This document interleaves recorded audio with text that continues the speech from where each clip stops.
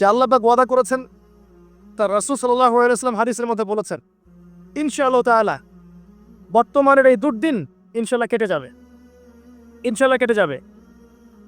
একটা প্রজন্ম আসবে যাদের হাতে আল্লাহ রাব্বুল আলামিন দ্বীনের বিজয়ের পতাকা দান করবেন ইনশাআল্লাহ।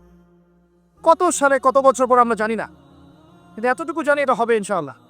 যারা হবে, যাদের দ্বারা হবে, তারা কোশ্চিনকালেও এরকম রিয়া, অহংকার, হিংসা বিদ্বেষ, আইওয়াস, হারামখোর, দুনিয়ামুখিতা এ ধরনের সংস্কৃতিতে অভ্যস্ত হবে না ইনশাআল্লাহ। মাহফিল অ্যাপ। একজন মুসলিম হিসেবে মাহফিল অ্যাপ ব্যবহার করা আমাদের ইমানি দায়িত্ব। যাদের দ্বারা হবে দেখবেন তারা তাওহীদপন্থী হবে, সুন্নাহপন্থী হবে, হালাল খাবে, ওদের পারিবারিক আদর্শ ঠিক থাকবে, ওদের মধ্যে ঐক্য থাকবে এবং নিজের জান মাল সময় শ্রম দিয়ে তারা আল্লাহর পথে কাজ করবে ইনশাআল্লাহ। দেখে নিয়েন তাদের দ্বারা ইসলামের বিজয় হবে ইনশাআল্লাহ। মাঝখান থেকে কি হলো? মাঝখান থেকে আমি, আপনি, আমাদেরকে আল্লাহ পাক একটা সময় দিয়েছিলেন 30 বছর, 40 বছর, 50 বছর, 60 বছর। এই সময়টুকুকে আমরা অপচয় করলাম, আর কিচ্ছু না। আর এই সময়ে একটা চান্স একবার চলে গেলে আর কখনো আসবে না। ইমাজিন, আপনি মনে করেন ইউ আর ডেড, আপনি মারা গেছেন, তারপর বুঝবেন যে আপনি মারা যাওয়ার পরেও উম্মার কিছুই যায় আসে নাই, এই মহাবিশ্বে কিছু যায় আসেনি, আপনি এসেছেন চলে গেছেন। যখন ছিলাম পৃথিবীতে তখন আমি আমার উপর অর্পিত দায়িত্ব কতটুকু পালন করেছি এর হিসাব আমাকে দিতে হবে পরকালে কিয়ামতের মাঠে। আল্লাহ পাক আমাদের কথাগুলোর গভীরতা বোঝার তৌফিক দান করুন। আমরা সবাই চাই উম্মার উন্নতি, অগ্রগতি, প্রগতি এবং বিজয়, কিন্তু আমরা এখন যা যা কাজ নিয়ে ব্যস্ত আছি এগুলোতে ব্যস্ত থাকলে এই বিজয় অর্জিত হবে না। আমাদেরকে রাসূলুল্লাহ সাল্লাল্লাহু আলাইহি ওয়াসাল্লাম এবং সাহাবায়ে কেরাম রাদিয়াল্লাহু আনহুর মতো করে দ্বীনের পথে কাজ করতে হবে। সর্বপ্রথম দরকার ইলম, ওলামায়ে কেরামের সোহবত, তাজকিয়া, আত্মশুদ্ধি। আপনার দরকার ওলামায়ে কেরামের মধ্যে ইউনাইটেড একটা প্ল্যাটফর্ম, একটা যোগ্য নেতৃত্ব, সবাইকে নিজের ভাই মনে করার মানসিকতা, নিজের দেশ, জাতি, উম্মাকে একসাথে নিয়ে এগিয়ে যাওয়া, সবার কল্যাণকামী হওয়া। দরকার যুব সমাজের রেভলিউশন, যুব সমাজের আল্লাহর পথে প্রত্যাবর্তনের রেভলিউশন দরকার।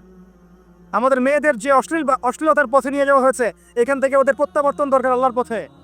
আমাদের পরবর্তী জেনারেশনকে আবু বকর, ওমর, ওসমান, আলী রাদিয়াল্লাহু আনহুর মতো আদর্শ করে তোলা দরকার। অনেক কাজ বাকি আছে, অনেক কাজ বাকি আছে, কাজের বহু বাকি আছে, পথ এখনো যোজন যোজন দূর। আমরা এমন কিছু করে ফেলিনি এখনো যে বাংলার মাটিতে দিন কায়েম হয়ে গেছে, এমন কিছু করিনি আমরা এখন। আর আমরা এভাবে হেলায় খেলায় যদি সবকিছু পার করতে থাকি, এখন যা আছে 10 বছর পর সেটাও থাকবে না। দেখে নিয়েন, দেখে নিয়েন, এখন যা আছে এভাবে যদি চলতে থাকি আমরা, আগামী 10 বছর এটাও থাকবে না। তখন আফসোস করতে হবে আগের 10 বছরই মনে হয় ভালো ছিল। হ্যাঁ, বিগত 10, 20, 30, 40, 50 থেকে যদি এভাবে কাজ করতে পারতাম হয়তো আজকে আমাকে অবস্থা দেখতে হতো না। কথাগুলো অনেকের মনোপুত হবে না আমি জানি, কিন্তু যাদের মনোপুত হবে না তাদের নিয়ে আমার মোটেও মাথা ব্যথা নাই। যেটা আপনাকে সত্য বলে মনে হচ্ছে এবং আল্লাহ আপনার কলমের মধ্যে ইনস্টল করেছেন, কোরআন সুন্নাহর মানদণ্ড এটা সত্য, এই সত্য বলার সৎসাহস আপনার থাকা উচিত।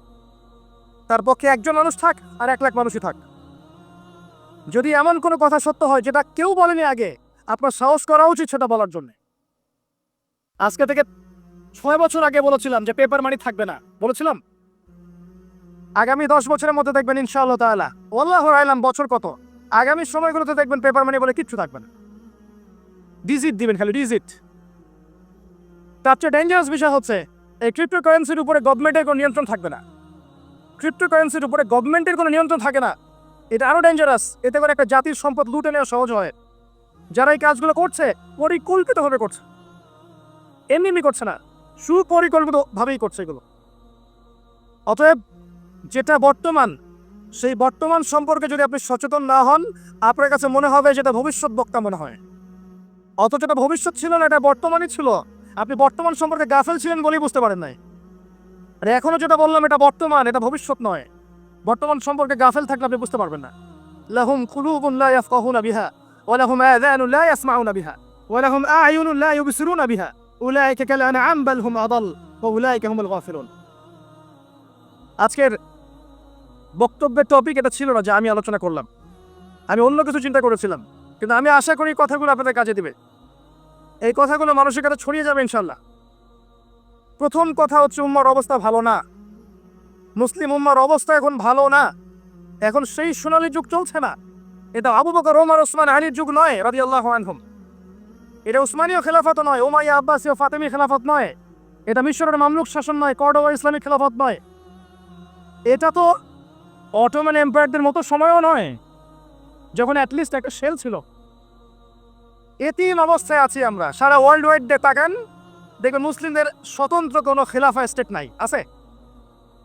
পুরো মুসলিম উম্মার দিকে তাকান, যেদিকে তাকাবেন সেদিকে মুসলিমরা মার খাচ্ছে দেখবেন। যে কোনো কান্ট্রি বেছে নেন, দেখবেন মার খাচ্ছে। পুরো উম্মার দিকে তাকান, মুসলিমরা আছে সবচেয়ে বড় সুদখোর। মুসলিমরা সুদ খাচ্ছে। মুসলিম উম্মার যুবকরা আজকে নাস্তিক হয়ে যাচ্ছে। জেনারেল লাইনে পড়া ম্যাক্সিমাম যুবক কোরআন তেলাওয়াত করতে পারে না। ম্যাক্সিমাম মেয়ের আজকে বেপরদায় চলছে। ম্যাক্সিমাম আলেমদের মধ্যে আপনি দেখবেন বিভক্তি। উম্মাহ সেই সোনালী যুগে আর নেই এখন। পলিটিক্যালি আপনার কাছে কোনো পাওয়ার নাই, ইকোনমিক কোনো সেকশন নাই, স্বতন্ত্র কোনো ইকোনমিক সিস্টেম নাই, কোনো মিডিয়া নাই আপনার স্বতন্ত্র, স্বতন্ত্র প্রযুক্তিও নাই, স্বতন্ত্র সামরিক বাহিনী নাই। এবং কয়টা মুসলিম কান্ট্রি আপনি পাবেন যাদের পারমাণবিক অস্ত্র আছে?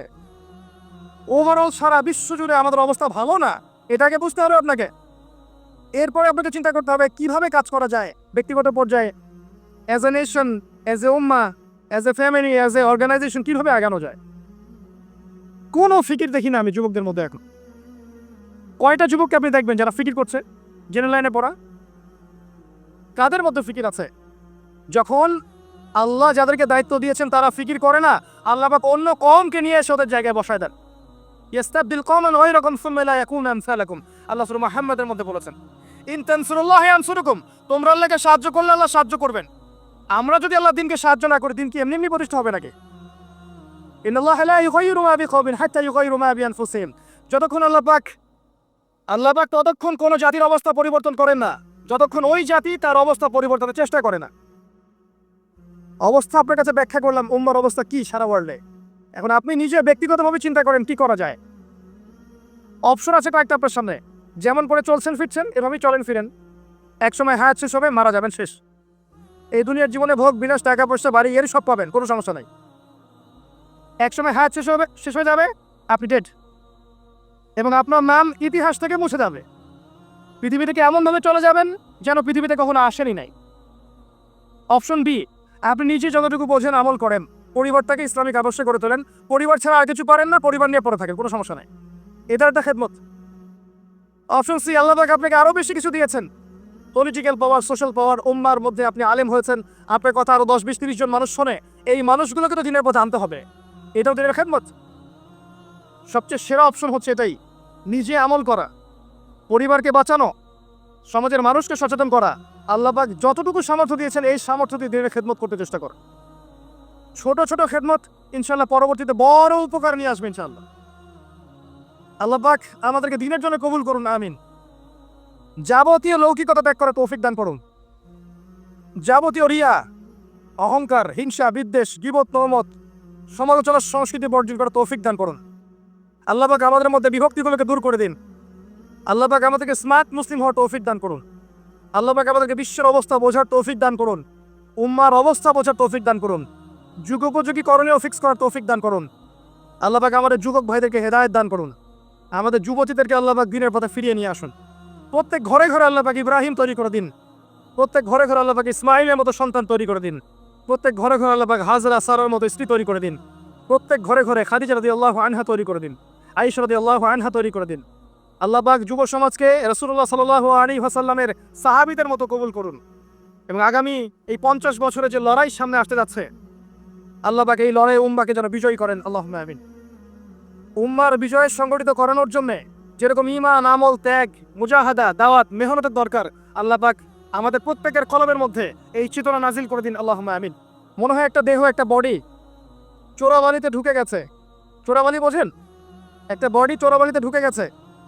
প্রথমে ছিল টাকনু পর্যন্ত, যখন টাকনু পর্যন্ত ছিল তখন সে নড়াচড়া করার চেষ্টা করেছে। আশপাশের মানুষটাকে বুঝিয়েছে নড়াচড়া করো না, টাকনু পর্যন্ত আছো, হাঁটু পর্যন্ত চলে যাবা। সে নড়াচড়া করা থামিয়ে দিয়েছে। নড়াচড়া না করা সত্ত্বেও একদিন তার হাঁটু ডুবে গেছে। হাঁটু ডুবে যাওয়ার পর আশপাশের মানুষ আবার বুঝিয়েছে খবরটা নড়াচড়া করো না, যদি আর নড়াচড়া করো তোমার উরু পর্যন্ত ডুবে যাবে। সে বেচারা নড়াচড়া করে নাই, দাঁড়িয়ে আছে। নড়াচড়া না করা সত্ত্বেও একদিন তার থাই পর্যন্ত ডুবে গেছে। এভাবে আস্তে আস্তে কোমর, তারপর আস্তে আস্তে বুক, আস্তে আস্তে গলা। আমার কাছে এখন মনে হয় যে গলাটুকু যে বাকি আছে এইটুকু খুব কষ্ট করে উঠতে চেষ্টা করছে, কিছু মানুষ এই গলা সহ বডিটাকে বের করার চেষ্টা করছে, আর আশপাশের ওই মানুষগুলো এখনো বলে যাচ্ছে নড়াচড়া করো না, নড়াচড়া করো না, নড়াচড়া করলে তোমার এই গলাটুকু ডুবে যাবে। এই গলাটুকু একদিন ডুবে যাবে, এমনিতেই ডুবে যাবে।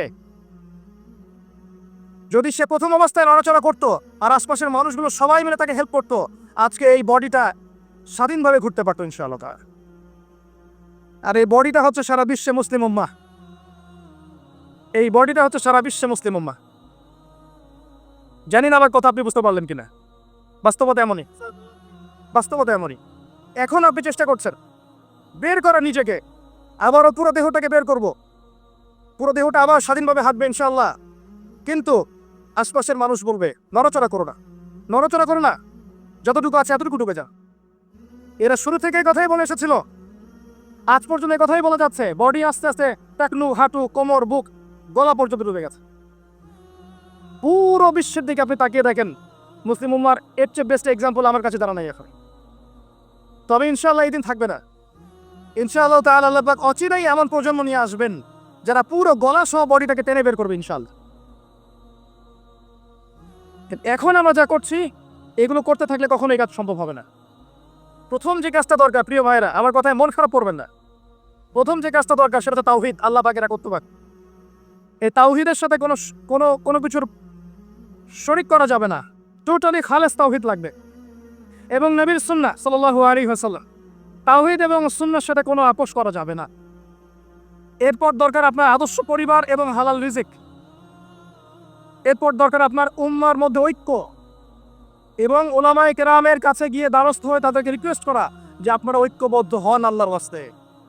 আর কবে ঐক্যবদ্ধ হবেন, কবে ঐক্যবদ্ধ হবেন? আপনাদের দিকে সবাই তাকিয়ে আছে, কেউ আমার দিকে তাকিয়ে নাই, কেউ আপনার দিকে তাকিয়ে নাই, উম্মাহ তাকিয়ে থাকে উলামায়ে কেরামের দিকে যে আপনারা ঐক্যবদ্ধ হবেন এবং সবাইকে নেতৃত্ব দিবেন। জনগণ, আমাদের মতো আম জনগণ কখনো নেতৃত্ব দেওয়ার যোগ্যতা অর্জন করতে পারে না। যাদের যোগ্যতা আছে তাদেরকেই ঐক্যবদ্ধ হতে হয় এবং এগিয়ে নিতে হয় উম্মাহকে। এখানে ঐক্যের দরকার আছে, এই জায়গায় কাজ করা দরকার, লিবারাল প্ল্যাটফর্ম দরকার। সারা জীবন যদি একজন আরেকজনের বিরুদ্ধে একটার পর একটা সিরিয়াল পর্ব করতেই থাকে, কোনো দিনও উম্মার মাঝে ঐক্য হবে না। আপনি অনলাইনে ঢুকলেই দেখবেন একজন আরেকজনের এগেনস্টে, আরেকজন আরেকজনের এগেনস্টে। এ দুটা কথা বলে তাকেও দুটো কথা বলতে হবে, আর সে দুটো বলে তাকে চারটা বলতে হবে। একজন একটা বই লিখেছে, এই বইটাকে নিয়ে আর 10টা পর্ব করে তাকে ডমিনেট করতে হবে। আরেকজন আরেকটা বই লিখেছে, ওটাকে ডমিনেট করে একটা 10টা পর্ব করতে হবে। চলছে এগুলো কন্টিনিউয়াস। কবে এগুলো থেকে বের হতে পারবো আমরা? আর এই অভ্যন্তরীণ ট্রন্দলগুলো আদৌ কি কখনো শেষ হবে কিনা? আই ডোন্ট থিঙ্ক সো, আমার মনে হয় না। যদি নাই হয়, অ্যাটলিস্ট যারা লিবারাল চিন্তা করে তাদের তো উচিত ছিল ঐক্যবদ্ধ হওয়া। যারা ওই যে উলাইকে গেলে এদের কথা বাদ দেন, যাদের মধ্যে কলবুন সালিম আছে, ইলম আছে, বাসিরা আছে, নূর আছে, তাদের তো উচিত ছিল ঐক্যবদ্ধ হওয়া। কে নেতৃত্ব দিবে জাতিকে? ধর্মতাত্ত্বিক নেতৃত্ব কি পলিটিশিয়ান দিতে পারবে? ধর্মতাত্ত্বিক নেতৃত্ব কি পলিটিশিয়ান দিতে পারবে? তাদের কাছে তো ধর্ম নাই, বিকজ তাদের কনসেপ্ট ডিফারেন্ট। তাদের কনসেপ্ট হচ্ছে ধর্ম এবং পলিটিক্স আলাদা জিনিস। ধর্ম আপনি ঘরে পালন করবেন, মসজিদে পালন করবেন, এর কথা আপনি রাজনীতিতে বলতে আসবেন না। এদের কনসেপ্ট এমন। এই কনসেপ্ট বাদ দেন, যারা ধর্মকেন্দ্রিক চিন্তা করছেন তাদের ধর্মতাত্ত্বিক নেতৃত্ব কে দিবে? তারা দিবে না, আলেম ওলামা দিবেন। এখানে ঐক্যের দরকার আছে না? আহ্বান করতে পাবো সর্বোচ্চ যে আল্লাহর ওয়াস্তে আপনার ঐক্যবদ্ধ হন, একটা ইউনাইটেড মুসলিম উম্মাহ ফর্ম করেন। আগামী দিনে তরুণ প্রজন্ম এবং পরবর্তী জেনারেশন, আমাদের মা বোনরা, তরুণীরা সবাই তাকিয়ে আছে উলামায়ে কেরামের দিকে, সবাই তাকিয়ে আছে।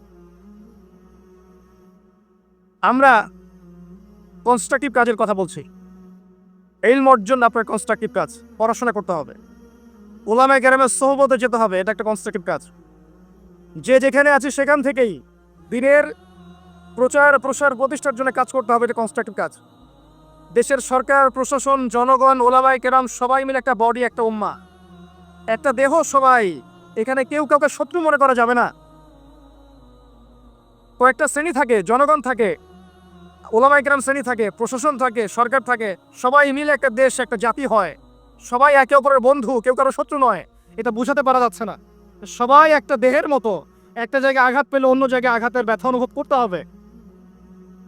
কনস্ট্রাকটিভ কাজে আসেন, জাতিকে ঐক্যবদ্ধ করেন, বিভক্ত সৃষ্টি করেন না। একে অপরের সাথে গীবত, তহমত, হিংসা, বিদ্বেষ, কাদা ছড়াছড়ি, অহংকার, রিয়া এবং সমালোচনার সংস্কৃতি ত্যাগ করেন। আল্লাহর জমিন, আল্লাহর দিনটা প্রতিষ্ঠার চেষ্টা করেন। এই কথাগুলো আজ থেকে 10-20 বছর পরে গিয়ে আপনারা বুঝতে পারবেন ইনশাআল্লাহ। তো অপেক্ষা করতে থাকেন। সময় যেভাবে পরিবর্তন হচ্ছে, আজকে থেকে 10টা এবং 20টা বছর যেতে দেন, তারপর দেখবেন অবস্থা কেমন হয়। তবে আমরা এতটুকু বিশ্বাস করি,